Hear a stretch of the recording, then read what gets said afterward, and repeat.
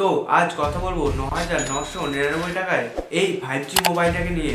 Gaming, camera, battery এবং ডিসপ্লের দিক থেকে একমাত্র অলরাউন্ডার 5G মোবাইল হবে তোমাদের জন্য এই মোটো G35 5G মোবাইলটা। তো ভিডিওটা পুরোটা দেখতে থাকো। আজকের এই মোবাইলটা তোমাদের জন্য ভালো হবে কি খারাপ হবে সবকিছুই জানাবো আজকের এই ভিডিওর মধ্যে।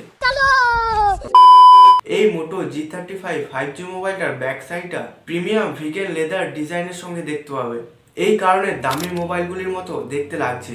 মোবাইলটার ব্যাক সাইডে লেদার বডি ফিনিশ থাকার জন্য মোবাইলটা হাতে ধরে এক আলাদাই মজা পাওয়া যাবে। মোবাইলটা হাতে ধরে বা দেখে কেউ বলতেই পারবে না যে এই মোবাইলটার দাম 10,000 টাকা। সঠিক বলেছেন। 10,000 টাকার মধ্যে ভিগেন লেদার বডি এখনো কোনো মোবাইলে দেখা যায়নি। এই প্রথম মোটো G35 5G মোবাইলটার মধ্যে দেখা গেছে এবং মোবাইলটার মধ্যে 7.9 mm এর থিকনেস দেখতে পাবে।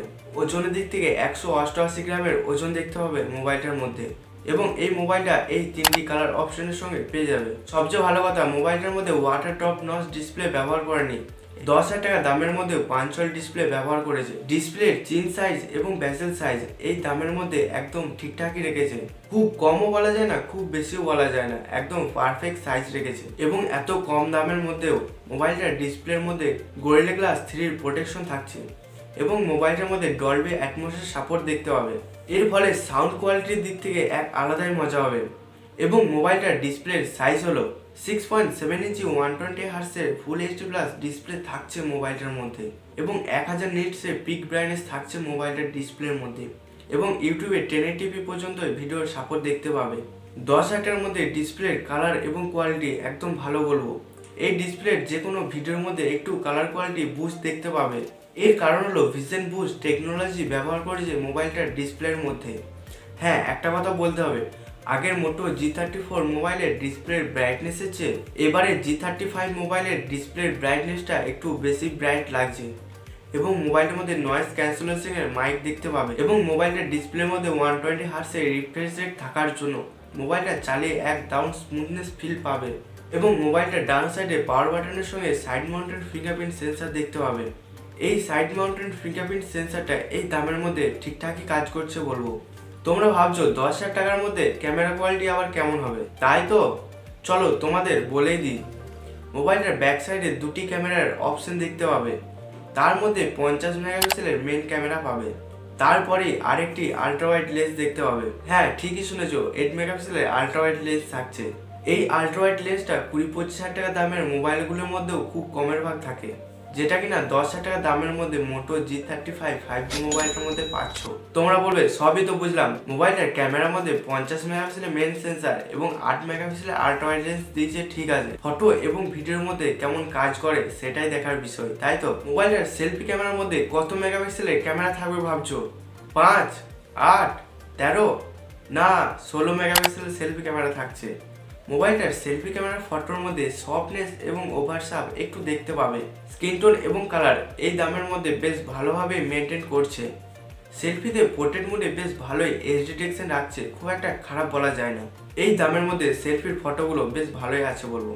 মেন ক্যামেরার ফটোগুলির মধ্যে বেশ ভালো শার্প ডিটেলস দেখতে পাবে ফটোর মধ্যে এবং ফটোর কালার অ্যাকুরেসি এবং ডিটেলস একদম ভালো দেখতে হবে এই দামের মোবাইলের মধ্যে।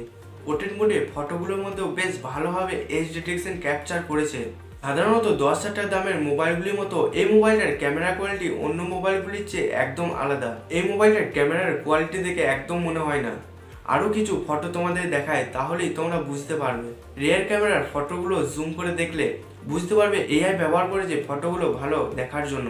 একটু সফট লাগলেও ফটোগুলো দেখতে ভালো লাগছে। আল্ট্রা ওয়াইডে তোলা ফটোগুলোর মধ্যে একটু ডিটেলস কম দেখতে হবে, তবু ঠিকঠাকই আছে বলবো এই দামের মধ্যে। এই মোবাইলটার ক্যামেরা কোয়ালিটি ঠিকঠাক থাকার জন্য হার্ডওয়্যার এবং সফটওয়্যার মধ্যেও বেশ ভালোভাবে ইমপ্রুভমেন্ট করেছে বলবো। ফটোর কোয়ালিটি দেখেই বোঝা যাচ্ছে। বাড়ির বাইরে রোদের আলোর ফটোগুলোর মধ্যেও বেশ ভালোভাবে অ্যাডজাস্ট করছে বলবো। তো এই 10,000 টাকা দামের মধ্যে বেশ ভালো কোয়ালিটি ক্যামেরা দেখতে হবে এই মোবাইলটার মধ্যে। মোবাইলটার মেইন ক্যামেরার মধ্যে ইমেজ অটো ইনহ্যান্স ব্যবহার করেছে, মানে ফটো তোলার সময় একরকম দেখায় আর ফটো তুলে নেওয়ার পর ফটোর কালারটা একটু বুস্ট দেখায়। এটাই হলো অটো ইনহ্যান্স ফিচার্সের কাজ। এবং মেন ক্যামেরার সাহায্যে 4K 30 fps এ ভিডিও রেকর্ডিং করতে পারবে এবং মেন ক্যামেরার মধ্যে EIS এর সাপোর্ট দেখতে পাবে এবং সেলফি ক্যামেরার সাহায্যে 1080p তে ভিডিও রেকর্ডিং করতে পারবে। ফটোর মধ্যে বেশ কিছু এআই ফিচার্স ব্যবহার করতে পারবে, যেমন ম্যাজিক ইরেজার, ফটো আনব্লার এবং ম্যাজিক এডিটর। আর যদি এই পর্যন্ত ভিডিওটা ভালো লেগে থাকে তাহলে চ্যানেলটাকে সাবস্ক্রাইব করতে একদম ভুলো না। তো চ্যানেলটাকে সাবস্ক্রাইব করে রেখো। এই মোবাইলটার প্রসেসরের মধ্যে থাকছে ইউনিসোস T760 এর 6nm 5G প্রসেসর।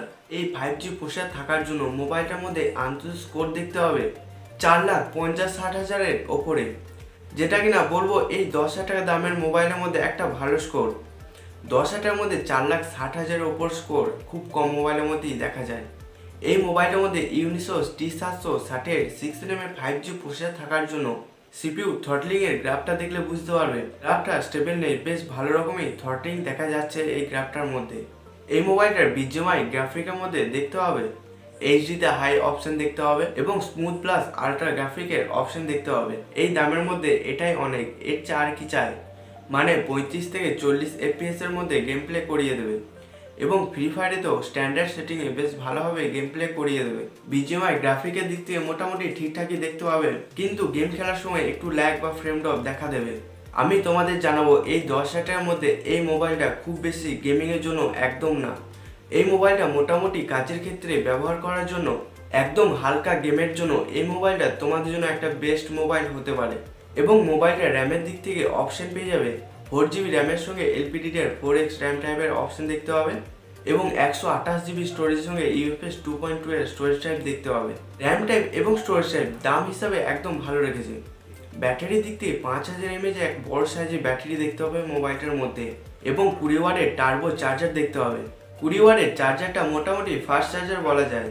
অ্যান্ড্রয়েড আপডেটের দিক থেকে অ্যান্ড্রয়েড 14 এর সঙ্গে দেখতে পাবে, তার সঙ্গে 1 বছরের OS আপডেট পাবে, মানে 15 পর্যন্ত আপডেট পাবে মোবাইলটার মধ্যে এবং 3 বছরের সিকিউরিটি আপডেট দেখতে হবে। এই OS এর সঙ্গে বেশ কিছু এক্সট্রা ফিচার্স দেখতে হবে মোবাইলটার মধ্যে, যেমন ফ্যামিলি স্পেস 2.0 এর ফিচার্স দেখতে হবে এবং মোটো সিকিউর 2.0 এরও ফিচার্স দেখতে হবে মোবাইলটার মধ্যে।